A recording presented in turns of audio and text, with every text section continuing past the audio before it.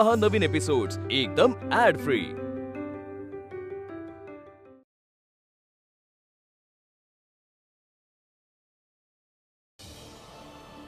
एक महान व्यक्ती एका प्रतिष्ठित व्यक्तीपेक्षा वेगळा असतो कारण तो समाजाची सेवा करण्यासाठी तयार असतो।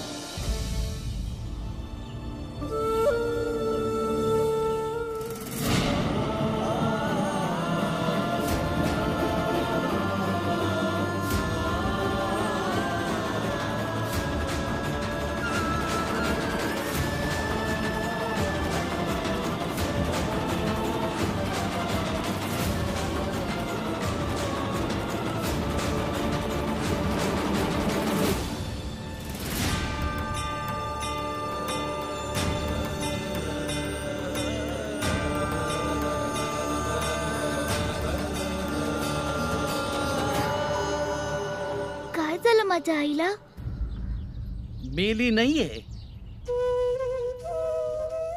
औषध देतो।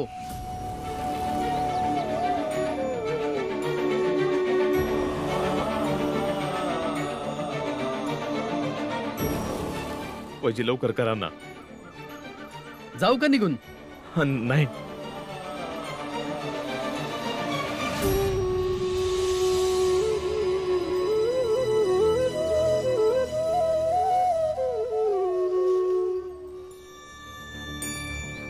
हे घे, हे औषध वाटून एक एक चमचा पाजा, बरं वाटेल तिला। मीरा जरा लवकर चल चल उचल बाळा चला चला चल।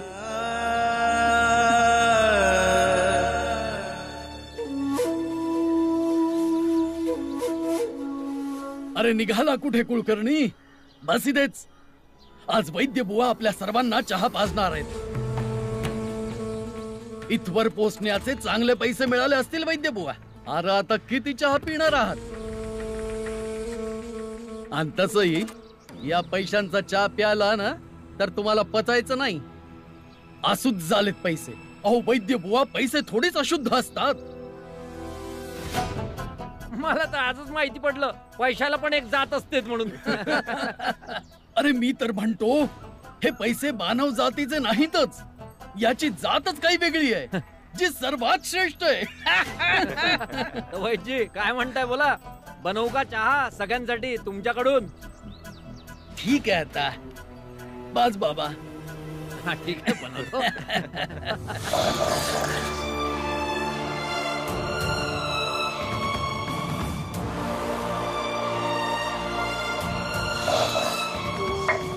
झालं का औषध?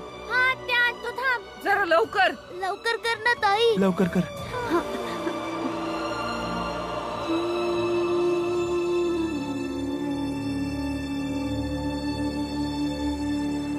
आई तोंड उघड ना आई।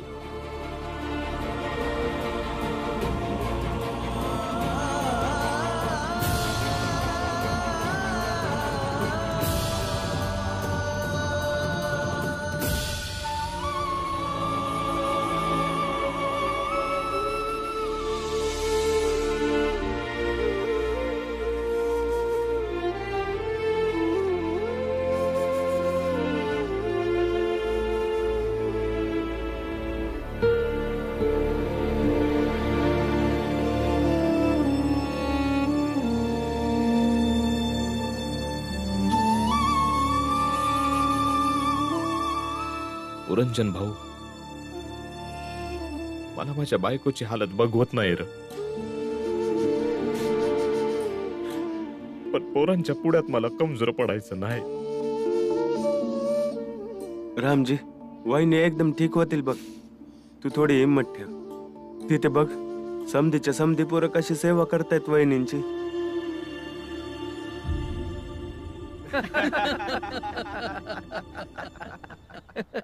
काय वाटतं वैजी, बाई जगल का मरल?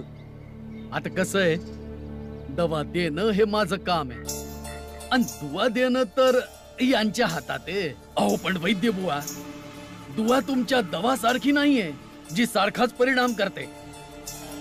अहो दुवा फक्त त्यालाच लागू पडते जो त्यासाठी लायक असतो। बरोबर बोललात, अगदी बरोबर।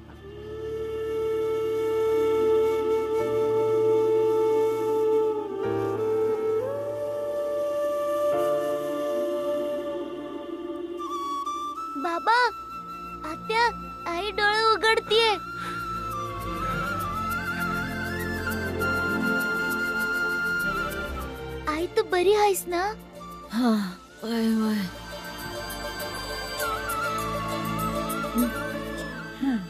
आई बाळा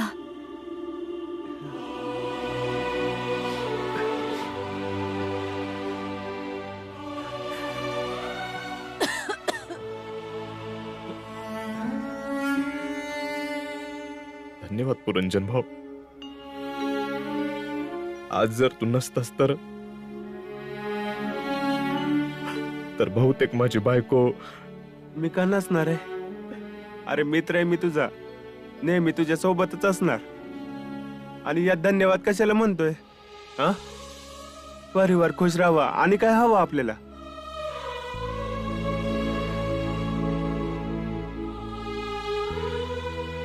चल आता मी निघतो. हा, तू वहिनींकडे लक्ष दे.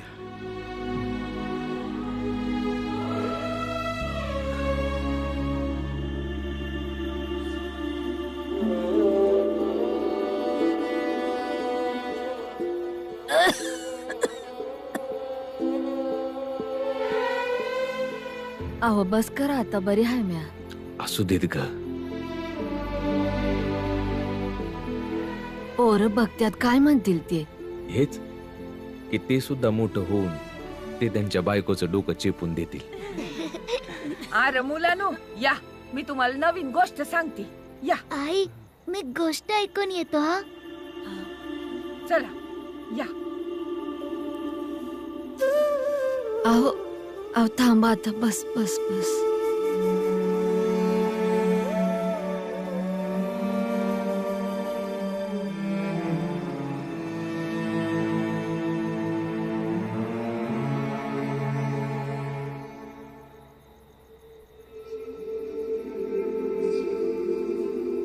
भीमाबाई, मनात एक गोष्ट होती. विचार करतोय तुला सांगू की नको सांगू. काय झालं? तुझ्या आजारपणासाठी माझ्याकडे पैसा नव्हता. त्यामुळे तुझे दागिनं घेऊन मी सोनाराकडे गहाण ठेवायला गेलो होतो. पण तो सोनार तोच माणूस निघाला ज्याचं आपल्या भीमासोबत शाळेत भांडण झालं होतं. त्यानं दागिनं गहाण न ठेवता पैक दिलं. पण त्यानं एक अट ठेवली. कसली अट? हीच की भीमाला शाळेत पाठवणं बंद करा.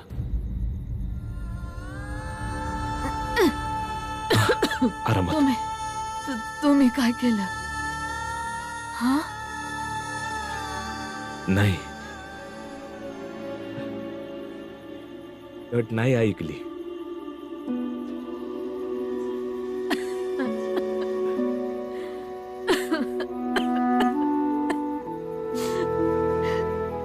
चांगलं केलं. माझ्या जीवापरीस माझ्या भीमाचं शिक्षण महत्वाचं आहे. चांगलं केलं. सावकाश.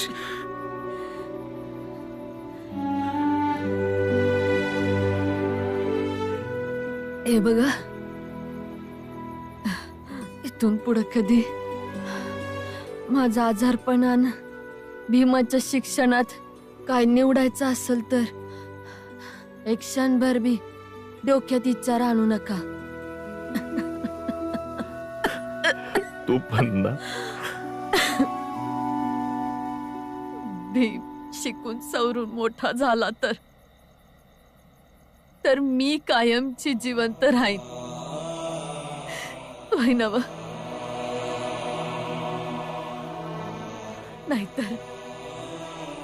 नाहीतर हे आजारपण, नाहीतर जातीच्या अडचणी एक ना एक दिस माझा जीव घेईलच. मरणाची गोष्ट का करते भीमाबाई? जगायची गोष्ट कर ना. भीमाचा आई बाप कधीच मरायचं नाहीत सुभेदार साहेब. अव ते आपल्या पोरामुळं कायमच ध्यानात राहतील.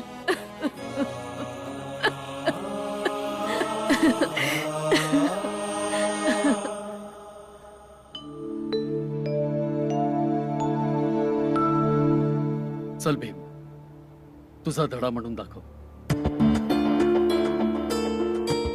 बघ आता हा नक्कीच मार खाणार, मज्जा येईल. काय झालं भीम?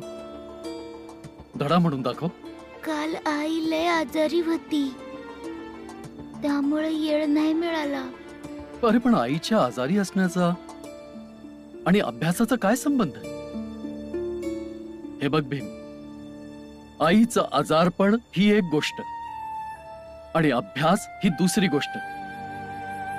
अशीच कारणं द्यायची असतील तर सोडून दे शाळा.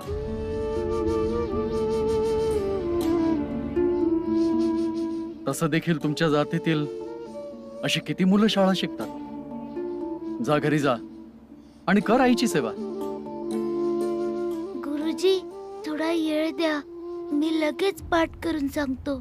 भीम, ही पाठ करायची वेळ नाहीये, धडा म्हणून दाखवायची वेळ आहे. तू वेळेच्या मागे आहेस आणि जो वेळेच्या मागे राहतो त्याला माझ्या वर्गात अजिबात जागा नाही. आज तू माझ्या वर्गात बसू नकोस. चल जा बाहेर. मला माफ करा गुरुजी, उद्यापासून अशी चूक कधीच नाही करणार. माफी वगैरे मिळणार नाही. सांगितलं ना, आज वर्गात बसायचं नाही म्हणून. बाहेर हो, उद्या ये. चल जा. अरे काय झालं? सांगितलं ना जा म्हणून. तुझं ते दप्तर उचल आणि हो बाहेर.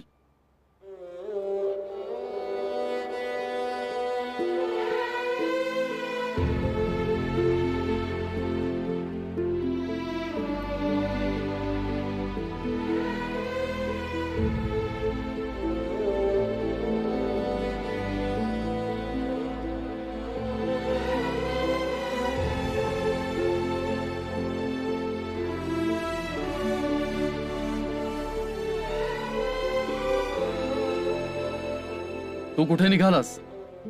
गुरुजी, मला पण पाठ नाहीये. पण मी तर तुला विचारलंच नाही. तू कुठेही जाणार नाहीस. बस फक्त भीम जाईल. चल भीम, चालता हो. शब्द गुरु का शब्द है, काया का गुरु का.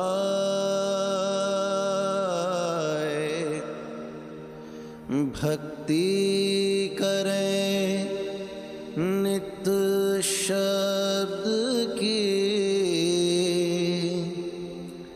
सतगुरु यों समझाए, सतगुरु यों समझाए. भीमराव, मला ठाऊक होतं की तू घरी परत जाणार नाहीस, पण मी तुला वर्गात परत घेणार नाही.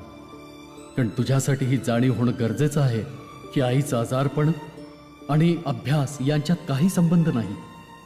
आणि जर आहे तर तुला असला संबंध तोडावा लागेल. कारण तू हिरा आहेस आणि हिऱ्याला पैलू पाडणं गरजेचं आहे. तुला अभ्यास करावाच लागेल भीमराव. कितीही वाईट परिस्थिती आली तरी अभ्यास करावा लागेल.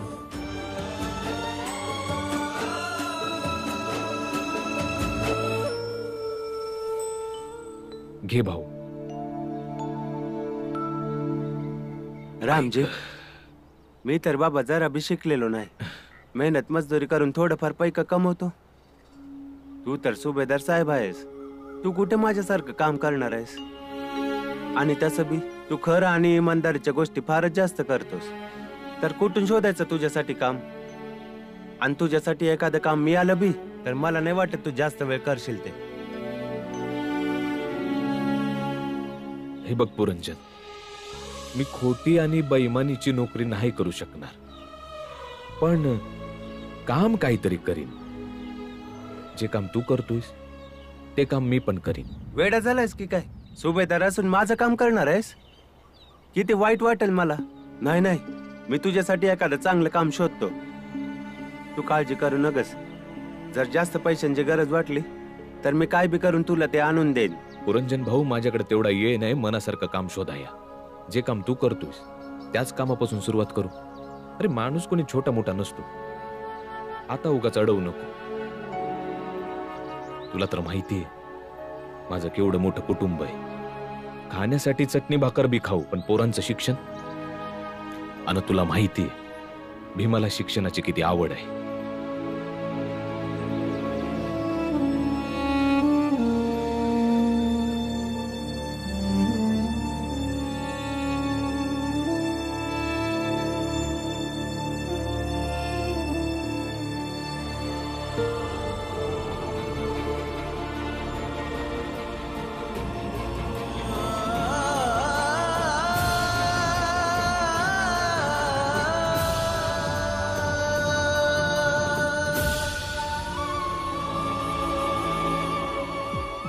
मुलांनो, आपल्या भारताचा इतिहास अत्यंत गौरवशाली आहे.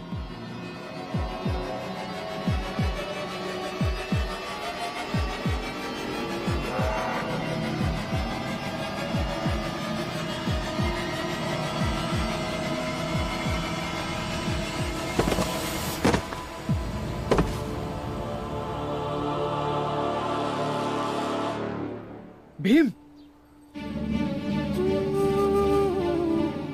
भीम भीम भीम उठ की. भीम भीम उठ की. अजिबात पुढे बाहेर यायचं नाही. भीम भीम उठ की. भीम भीम उठ की. भीम उठ की. भीम भीम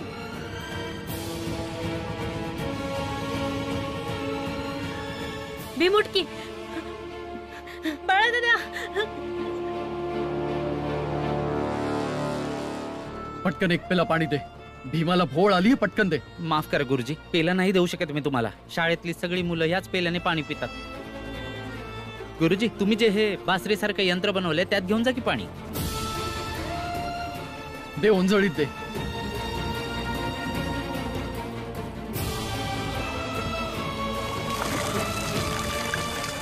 भीम भीम भीम भीम भीम भीम भीम उठ भीम उठ की. भीम भीम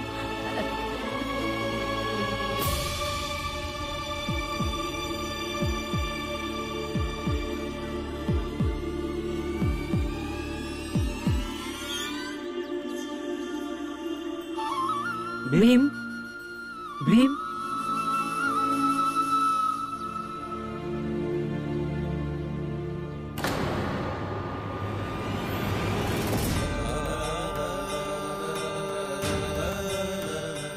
भीम बाळा, तुला तुला बरं वाटतंय? गुरुजी, मैं ठीक आहे. आपल्या वर्गात जा आणि धडा पाठ कर. जा.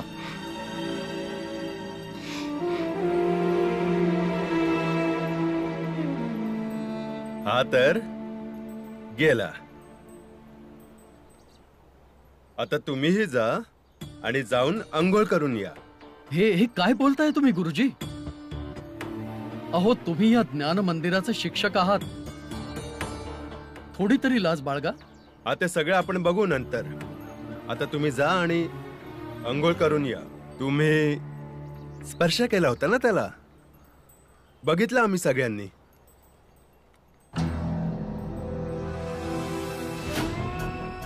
तुम्ही अंघोळ न करता फळ आणि रजिस्टरला हात लावणार आहात का? तुम्हाला अंघोळ करावी लागेल, बरोबर ना गुरुजी? गुरुजी बरोबर बोलतायत. तुम्ही तेच करायचं जे आपण आजपर्यंत करत आलो. हा, चला जा.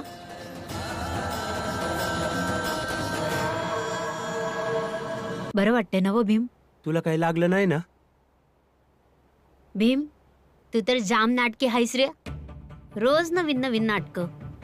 आधी वर्गाच्या उंबऱ्यावर झोपलास आणि आता भोवळ येऊन उंबऱ्यावर पडलास. हा, मग लय अभ्यासू असल्याचं दाखवायला नको वय. हाय माझा भाऊ अभ्यासू, त्याच्याशी तुम्हाला काय? आनंद बस बरं खाली.